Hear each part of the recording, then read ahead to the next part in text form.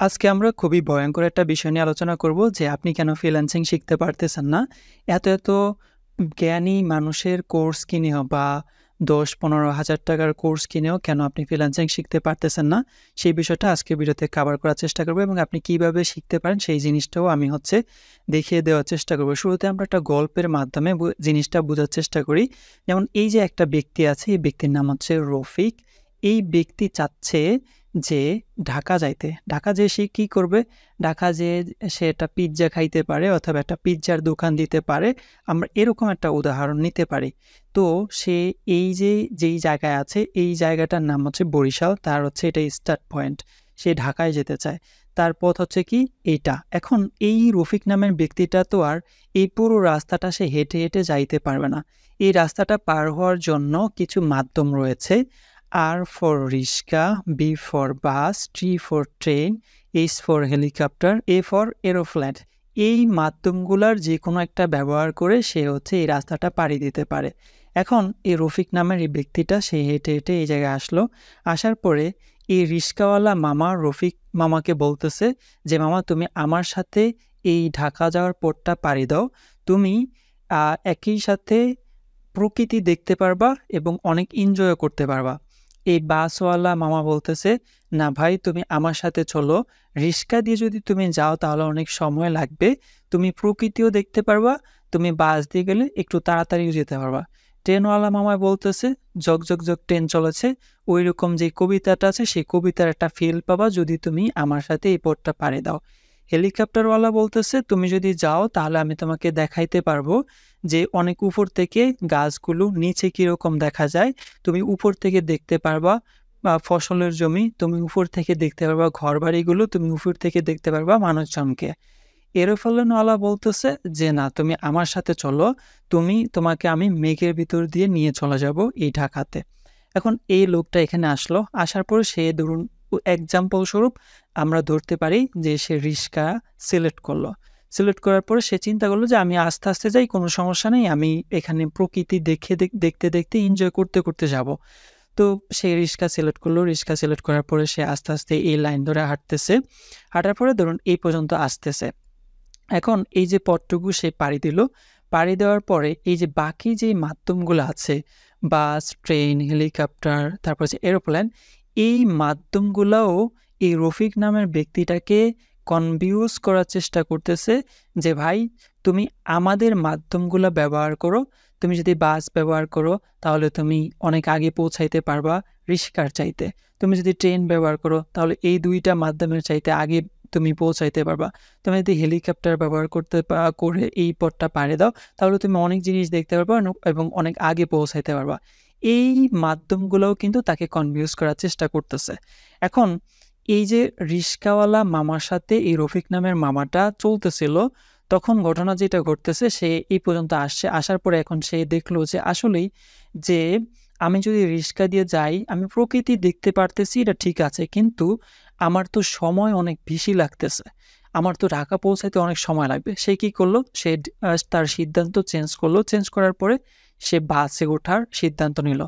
তো বাসে উঠতে হলে তাকে আবার এখানে ব্যাক করতে হবে। ব্যাক করে এসে আবার সে এই বাসের মাধ্যমে এই পথটা পাড়ি দেওয়ার চেষ্টা করতেছে। তার সাথে এই যে একটা বৃত্ত আছে, বাস, তারপর ট্রেন, তারপর হেলিকপ্টার, তারপর হচ্ছে এরোপ্লেন, এইরকম সে হচ্ছে বৃত্তের ভিতরে ঘুরতেই আছে। তার যে এন্ড পয়েন্ট ঢাকা, ঢাকায় পৌঁছানোর কথা তার সেটা হচ্ছে না। সে এই পর্যন্ত আসছে, আবার চলে যাচ্ছে। আবার এই পর্যন্ত আসছে, আবার চলে যাচ্ছে। আমাদের সাথে এই গল্পের সাথে একেবারে হুবহু মিলে যখন আমরা ফ্রিল্যান্সিং শিখতে চাই। যেমন এই যে একটা ব্যক্তি, এই ব্যক্তিটার নামই আমরা রফিক ধরতে পারি। রফিক নামের ব্যক্তিটা চাচ্ছে ফ্রিল্যান্সিং এর এই যে জার্নিটা আছে বা পথটা আছে, এই পথটা পাড়ি দিয়ে সে এই ফ্রিল্যান্সিং এই সেক্টরে এক্সপার্ট হতে চায়। এখন এক্সপার্ট যদি তাকে হতে হয় তাহলে যেই কাজটা তাকে করতে হবে, কিছু মাধ্যম আছে এই রাস্তাটাকে পার করার জন্য।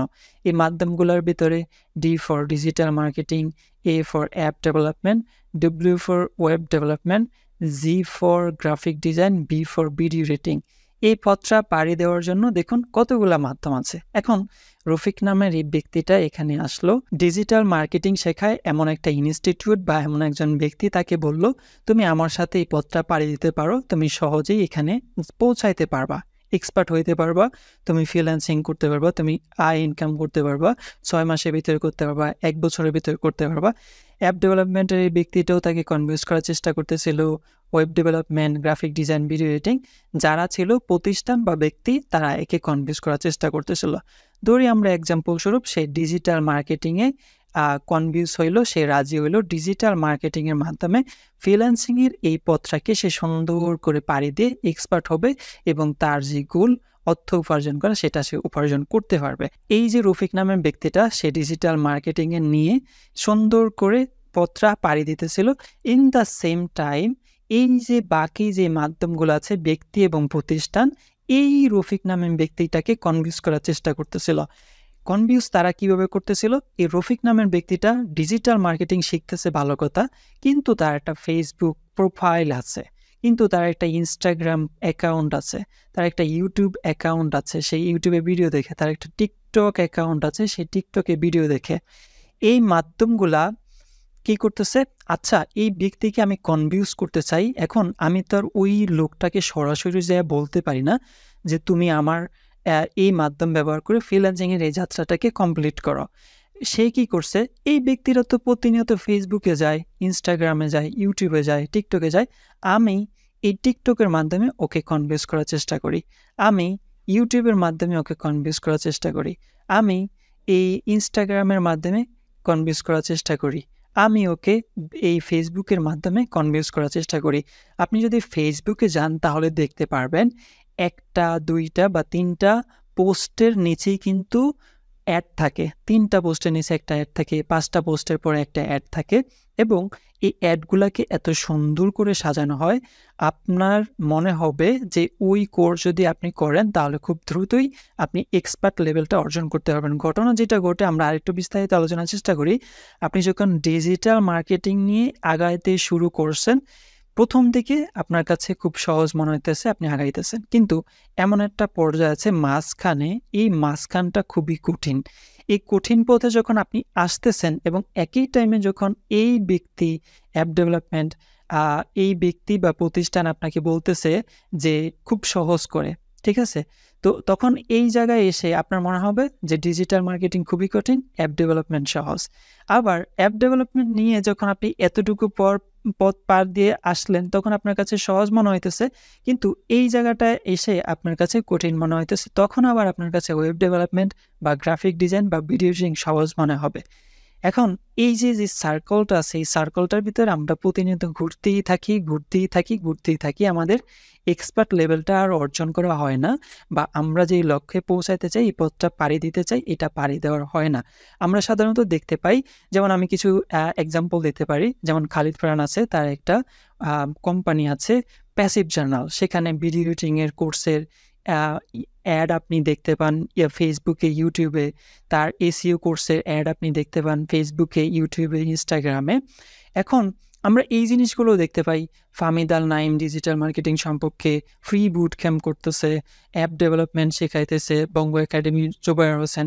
সবাই কিন্তু তার নিজের যেই কোম্পানি, নিজের যেই কোর্স, ওই কোর্সেরই গুণগান গাচ্ছেন এবং ওই কোর্সের বেনিফিট হিসেবে আপনি কি পেতে পারেন সেই জিনিসটাই কিন্তু আপনাকে দেখানো হয়, বোঝানো হয় এবং এত সহজ করে, এত সুন্দর করে অ্যাডগুলা চালু করা হয় যাতে আপনার মনে হতে পারে যে আপনি খুব সহজেই শিখে যাবেন। এখন এই যে ব্যক্তি বা প্রতিষ্ঠানগুলো আছে, এই ব্যক্তি এবং প্রতিষ্ঠানগুলো চায় যে আপনি কোনো একটা দক্ষতা অর্জন করেন, সেটা ডিজিটাল মার্কেটিং হতে পারে, অ্যাপ ডেভেলপমেন্ট হতে পারে, ওয়েব ডেভেলপমেন্ট হতে পারে। এখন এই ব্যক্তি এবং প্রতিষ্ঠানগুলা কি কাজ করতেছে?